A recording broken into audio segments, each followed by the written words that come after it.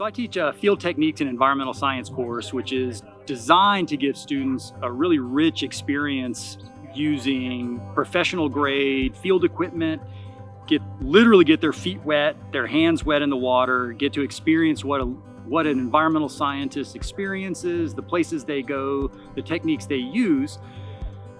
The concepts that we're covering in this class can actually be pretty broad because we're starting at a satellite view and then kind of working our way down to really detailed chemical processes, ecological processes in the field. And so it's extremely important for students to be able to go from those higher levels where you're walking and you see what this stream is doing, how the water's flowing, the organisms that are there, where the sunlight's hitting and where it's not hitting. And so one of the places we start with is that physical presence in those systems, so we can start talking about how all of these different large-scale factors influence these very minute, microscopic ecological and chemical processes happening in the stream. And so when we had to shift to a virtual classroom, teaching a class that was entirely built around experiential learning was a bit of a challenge. And so to try to bring as much of that field experience to the students as I could, went and bought GoPros, all the gear we needed to give the students a feel for what it looks like, sounds like,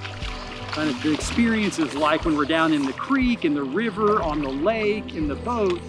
And that was a big concern with trying to talk about these complex concepts and needing to give the students a better appreciation for that, because a lot of our students haven't had those personal experiences in rivers and streams and lakes.